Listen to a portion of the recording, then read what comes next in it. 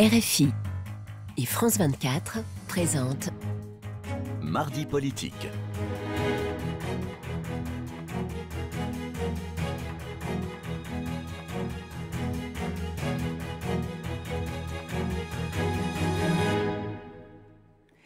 C'est l'heure de Mardi politique sur France 24 et RFI. Bonsoir Frédéric Rivière. Bonsoir Roselyne, bonsoir à tous. Et ensemble, nous recevons Franck Riester, ministre chargé du commerce extérieur et de l'attractivité. Bonsoir à vous. Bonsoir. Et merci d'avoir accepté notre invitation. Alors, merci. Des ministres des faits, 3 pour être précis, pas de majorité absolue, des macronistes de la première heure comme un symbole qui tombe aussi comme le président de l'Assemblée nationale. Comment faut-il répondre, d'après vous, au message des Français ? En prenant acte de cette nouvelle Assemblée nationale, avec une composition inédite, c'est-à-dire sans majorité absolue, vous l'avez dit, avec une majorité relative néanmoins, puisque clairement, ensemble, c'est-à-dire les 3 partis, les 3 groupes de la majorité présidentielle, sont très clairement l'ensemble le plus important de cette nouvelle Assemblée nationale. Mais avec la nécessité de travailler avec des députés de l'opposition d'une façon encore plus ouverte, encore plus dans le dialogue et l'écoute, encore plus constructive qu'on ne l'avait fait lors du précédent quinquennat, puisque nous disposions de la majorité absolue. Et ce travail constructif, nous le devons aux Français qui n'attendent pas de nous d'être dans une sorte de rebuffade par rapport à leurs décisions, mais au contraire d'agir, parce qu'ils ne nous ont clairement pas dit qu'il fallait être immobile. Ils nous ont dit qu'il fallait agir, et agir peut-être en partageant mieux la décision avec d'autres. Donc vous faites à l'Assemblée nationale, mais aussi à l'extérieur de l'Assemblée nationale avec le pays. Franck Riester, est-ce que vous diriez que cette Assemblée nationale, telle qu'elle est composée, donc, est plus représentative que la précédente ? Écoutez, de fait, elle est plus diverse que la précédente. Est-ce que c'est une bonne chose pour la démocratie ? Moi, je pense en tout cas que depuis longtemps, on faisait l'analyse que peut-être une des raisons des réactions parfois violentes de nos compatriotes, du décalage entre la perception qu'on avait de ce que nous faisions et la perception des Français, était peut-être en partie liée au manque de représentativité à l'Assemblée nationale. D'où d'ailleurs un certain nombre de propositions de mettre tout ou partie de proportionnel dans l'hémicycle. Et bien là, de fait, effectivement, finalement, il y a peut-être une représentation un peu plus fidèle de ce que de ce qu'est la diversité politique du pays, avec un groupe RN important, avec un groupe NUPES important, et avec, certes, le groupe du président de la République, qui est le plus important des groupes. Ouais. Emmanuel Macron a-t-il perdu la vista, d'une certaine manière, ce qui lui avait permis en 2017 de devenir président de la République, presque par effraction, c'est lui-même d'ailleurs qui avait employé cette expression. Est-ce qu'il a perdu ce flair ? Écoutez, il a été réélu président de la République, c'est la première fois qu'un président de la République est réélu. Enfin, en tout cas, il a 13 ans de ça. Il n'a pas gagné les législatives. Très décevant. Oui, mais bien sûr, il n'a pas, contrairement à dans le passé, quand un président était élu, une majorité très nette pour lui. Bon, dont acte, on est dans un moment particulier, vous voyez le nombre de crises qu'il y a dans le monde, vous voyez l'inflation, vous voyez qu'on sort d'une crise sanitaire, vous voyez les difficultés dans lesquelles nous sommes, avec une guerre à nos portes, nous sommes dans une période perturbée. Et donc, il a été réélu, lui, Emmanuel Macron, mais effectivement, les Français ont souhaité envoyer... Ils ne puissent pas conduire exactement la politique qu'ils voulaient conduire. Peut-être que c'est ce message-là qu'ils ont voulu faire passer. En tout état de cause, la réalité, c'est que il a clairement, là aujourd'hui, un groupe à l'Assemblée qui est le plus gros de l'Assemblée, la nécessité d'agir pour répondre aux problématiques de nos compatriotes et de le faire en travaillant avec des partis, des députés de partis qui sont aujourd'hui dans l'opposition. Est-ce qu'on arrivera à avoir une coalition comme dans d'autres pays, ça se fait ? Ce qui pourrait être une solution à cette difficulté aujourd'hui à l'Assemblée nationale. Visiblement, ce n'est pas ce que disaient les leaders de ces familles politiques aujourd'hui. J'ai encore entendu Christian Jacob ce matin. Mais c'est tout l'objet des consultations du président de la République avec les différents partis politiques, avec ensuite la première ministre qui va recevoir les présidents de groupe, pour voir de quelle manière, éventuellement, on pourrait travailler comme cela. Si ce n'est pas possible, il faudra travailler projet par projet, en écoutant les différents groupes, en proposant des textes qui répondent à la fois au projet du président de la République, parce que le projet du président de la République a été acté lors de l'élection présidentielle, mais dont les modalités, le calendrier doit être discuté avec des députés de l'opposition qui sont déterminés à défendre les convictions qui sont les leurs. Alors, mais vous savez, oui, chacun devra être aussi devant ses responsabilités. Parce que les Français, encore une fois, ils n'attendent pas l'immobilisme de nous. Ils attendent qu'on agisse. Mais qu'on agisse en tenant peut-être plus compte de l'avis, de la diversité des Français qu'on l'a fait peut-être pendant 5 ans précédemment. Ça veut dire que vous pourriez rendre responsables ceux qui bloquent, notamment, je pense au LR, parce que forcément, NUP, ou en tout cas la France insoumise, c'est pas la Croix-Rouge, ils sont pas là pour vous faire la courte échelle ni vous aider, ça vous le savez. Donc votre seule planche de salut, dans le fond, ce sont les Républicains. Mais pour l'instant, c'est une impasse. Pour l'instant, ils sont bloqués. Donc, est-ce que c'est une posture de début et qu'ils vont se rendre plus flexibles au bout du chemin ? On verra bien. Moi, je ne fais de procès d'intention à personne et je jugerai sur pièce.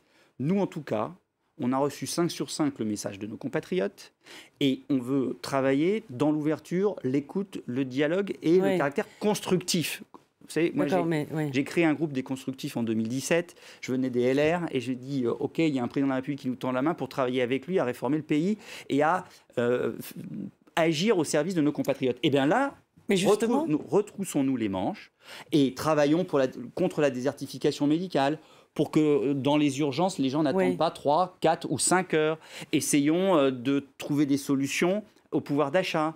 Regardons la question de la sécurité avec lucidité et détermination. Et je pense que c'est possible. Mais par exemple, vous parliez de réformer. Emmanuel Macron a voulu réformer au début de son quinquennat. Il l'a un peu fait sur la réforme du travail, sur l'assurance chômage. Mais par exemple, sur la reine des réformes, c'est-à-dire la réforme des retraites, est-ce qu'à votre avis, c'est mort et enterré ou vous pouvez trouver un compromis, un consensus ? Parce que ce soit la NUP ou en tout cas les socialistes, la France insoumise, les communistes, le Rassemblement national ne veut pas entendre parler de la retraite à 65 ans. Écoutez, on verra bien comment les choses se présentent.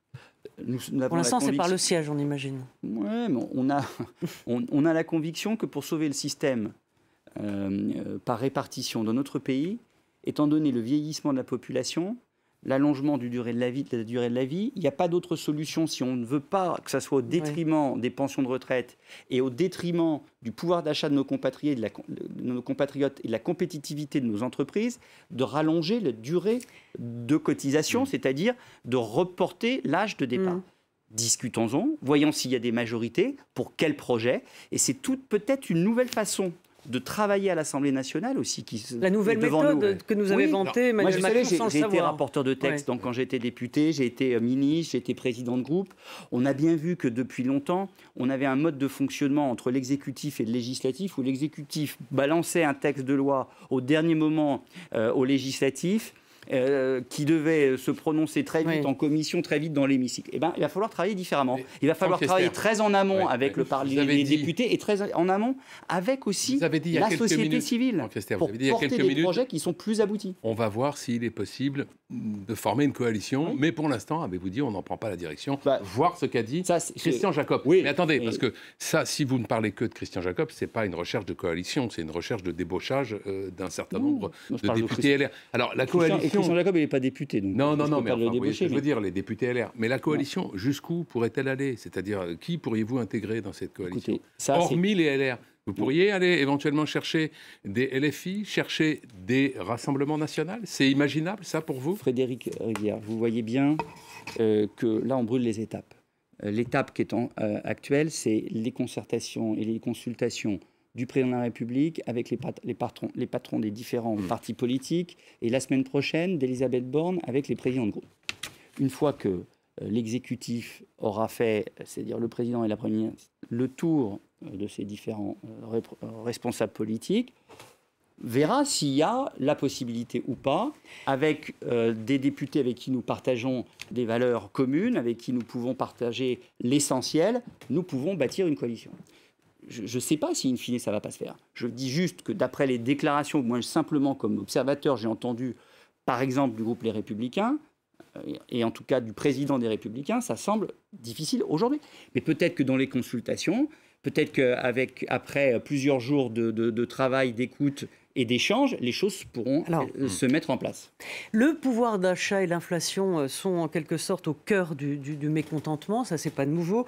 Une inflation qui a dépassé les 5%. Alors, on est mieux loti que l'ensemble de l'Europe qui est à 8% d'inflation. Le gouvernement a fait le bouclier énergétique, le chèque, la prime pour les gros rouleurs, le chèque alimentaire, la suppression de la redevance télé. Les Français semblent dire ce n'est pas assez. L'État ne fait pas assez. Écoutez, je ne sais pas s'ils disent ça. Non, mais est-ce que c'est l'effet pervers, peut-être, du quoi qu'il en coûte, donnant le sentiment qu'il y avait de l'argent? Non, mais il y a une réalité. Parce que c'est le discours de l'opposition de gauche. Écoutez, il y a une réalité, c'est qu'il y a une inflation. Oui. Une inflation qui est certes plus faible, vous l'avez rappelé, que dans le reste de l'Europe. Enfin, il y a une inflation qui impacte le pouvoir d'achat de nos compatriotes. On a commencé à agir, et il faut continuer d'agir. C'était l'engagement qui a été pris par les candidats d'ensemble pendant cette campagne, et c'est un engagement qu'on compte bien tenir. Qu'on compte bien tenir sur l'indexation des pensions de retraite, qu'on compte bien tenir sur un dispositif qui permette toujours de baisser le coût du carburant pour les gros rouleurs, qui permette de figer toujours l'augmentation, enfin le prix de l'énergie, le gaz et l'électricité au niveau actuel, au moins jusqu'à la fin de l'année, et sans qu'il y ait d'un seul coup en 2023 un coup de bâton de boomerang pour nos compatriotes, parce qu'on veut sur le temps très long faire en sorte que le prix de l'énergie soit maintenu. Qu'on puisse donner la possibilité aux entreprises de donner des primes pour valoriser mieux encore le travail de nos compatriotes avec le triplement de la prime Macron sans impôt et sans charge sociale. La revalorisation aussi des salaires des fonctionnaires avec le dégel qui a été annoncé, etc., etc. Donc vous voyez bien que cette priorité du pouvoir d'achat reste la nôtre, et c'est l'enjeu des semaines qui viennent de justement voir avec les différents groupes et les différents députés de l'opposition comment on peut porter un projet qui réponde à l'enjeu de pouvoir d'achat pour nos compatriotes. On va parler de l'attractivité puisque c'est votre dossier. Donc la France est hissée pour la 3e année consécutive au premier rang européen de l'attractivité selon le dernier classement. Cependant, la France a encore du mal à attirer de nouvelles entreprises étrangères sur le sol français, notamment en matière énergétique peut-être? Non, elle n'a pas du mal. Au contraire, elle n'a jamais eu autant accueilli d'entreprises étrangères qu'en 2021. Plus de 1222 projets d'investissement étrangers en France. Il n'y a pas encore des efforts à faire? Toujours, et je vais y revenir. Plus de 50% plus que l'Allemagne. On est le premier pays d'Europe depuis 3 ans. Et ça, ce n'est pas le fruit du hasard. C'est le fruit de la politique d'amélioration de la compétitivité du pays. Baisse de la fiscalité, simplification administrative, miser sur les talents, la formation, l'apprentissage. C'est ça qui permet aujourd'hui aux investisseurs du monde entier de dire on choisit la France plutôt que l'Allemagne, plutôt que l'Espagne, plutôt que l'Italie, plutôt que la Grande-Bretagne. Alors on ne se repose pas sur nos lauriers pour autant. Nous avons besoin de continuer cette politique de compétitivité. Ça passe par la baisse toujours et encore des impôts de production. Ça passe par la formation, toujours et encore. C'est pour ça que dans notre projet, il y a la réforme de la formation professionnelle. C'est pour ça que nous voulons continuer une politique d'accueil des talents qui sont à l'étranger et qui veulent venir travailler en France. Et cette politique d'attractivité, qui repose sur la compétitivité, la formation et le soutien aux talents, est la meilleure politique qui permet de créer de l'emploi partout dans les territoires. Parce que 50% de ces investissements sont dans des villes de moins de 20 000 habitants. Donc ça irrigue partout le territoire. Est-ce que vous ne craignez pas, à propos d'attractivité, que l'épisode du Stade de France, de la finale de la Ligue des Champions, marqué par des violences et par un incroyable cafouillage, au sujet d'ailleurs... au sujet duquel le Sénat a conduit une mission d'enquête parlementaire, est-ce que cela ne risque pas d'avoir abîmé assez gravement l'image de la France? Par exemple, chez les Britanniques, c'est fait très largement. Oui, écoutez, c'était pas une bonne image, c'est clair. Ça n'a pas donné une bonne image de la France. Pas bonne, c'est peut-être un minima, déplorable même peut-être, non? En tout cas... Vous jugez l'adjectif qui vous convient. Moi, je dis que ça n'a pas été une bonne image pour la France. Bon, voilà, il y a beaucoup de formidables tournois, matchs de foot, concerts qui se passent très très bien au Stade de France, qu'il va falloir valoriser. On a la chance en France d'avoir des talents exceptionnels, des réussites formidables, des savoir-faire dont on peut être très fier. À nous aussi de peut-être mieux les mettre en avant. Et ça fait partie d'ailleurs des missions qui sont les miennes, notamment de travailler à la communication sur l'image de la marque France, la marque pays France, et qui passe par la mise en avant. C'est quoi la marque France? La marque France, c'est l'image de la France. France. C'est toute son audace, c'est tout son savoir-faire, c'est sa culture, c'est sa capacité à innover, c'est sa capacité à investir dans l'avenir, dans la recherche, dans l'innovation. C'est ça la France. Et donc ça, il faut qu'on puisse continuer à véhiculer cette bonne image. Et puis effectivement, quand il y a un événement comme celui-là, ça ne nous aide pas. Mais ce n'est pas dramatique et ce n'est pas en tout cas rédhibitoire. Alors un mot, puisque vous serez demain à Bruxelles pour la signature de ce qu'on appelle... Quand je dis c'est pas dramatique, c'est pas dramatique en termes d'image. Ça a été quelque chose qui a été... Est-ce que vous voulez qu'on parle de l'instrument de réciprocité? Oui, bien sûr. Mais il ne reste pas beaucoup de temps. Mais il y a effectivement besoin d'en tirer toutes les leçons pour pas que ça se reproduise, bien sûr. Je le disais, donc vous serez à Bruxelles demain pour la signature de l'instrument européen de réciprocité dans les marchés publics. On peut dire, pour résumer, qu'il s'agit de mieux accéder aux marchés publics de nos partenaires commerciaux, c'est ça? C'est rompre avec la politique commerciale naïve européenne. Le président de la République, depuis son discours de la Sorbonne, essaye et réussit à changer, avec ses partenaires européens, la politique commerciale européenne, pour qu'on protège mieux nos entreprises, pour qu'on fasse en sorte que l'ouverture, par exemple, des marchés publics soit pas simplement le fait de l'Europe, mais aussi de nos partenaires commerciaux. Aujourd'hui, l'Europe ouvre tous ses marchés publics aux entreprises du monde entier. Et ce n'est pas le cas, par exemple, aux États-Unis. 30% uniquement sont ouverts aux entreprises européennes, le Japon 30% et la Chine aucun. Et bien avec l'instrument qu'on a voté, on va dire... C'est incitatif ou c'est contraignant? C'est les deux. Ah non. Si. D'accord, expliquez-moi. Mais si, c'est les deux. C'est de dire, ouvrez vos marchés publics. On a besoin de pouvoir proposer nos services, nos produits partout dans le monde. Si vous ne le faites pas, on refermera les nôtres. Donc c'est incitatif, c'est-à-dire ouvrez vos marchés, vous allez avoir la possibilité de bénéficier de nos produits, de nos savoir-faire, de nos offres compétitives, et ça peut-être permettre de jouer sur la lutte contre l'inflation dans votre pays. Mais si vous ne le faites pas, on ne va pas continuer, nous, à ouvrir tous nos marchés publics à vos entreprises si vous ne jouez pas le jeu de votre côté. Eh bien ça, Frédéric, ça va avoir un impact économique fort? Mais oui, parce que ça montre à nos entreprises qu'on les défend et qu'on arrête en Europe d'être naïfs.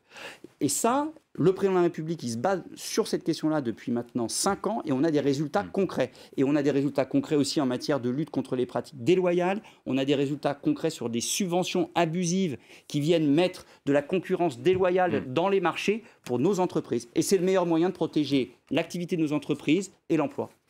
Merci beaucoup. Merci Franck Riester. Merci à vous d'être venu. Et merci à Charlotte Urien-Tomaca et Camille Néran pour avoir préparé cette émission. Merci à toute l'équipe technique. À très vite. Merci.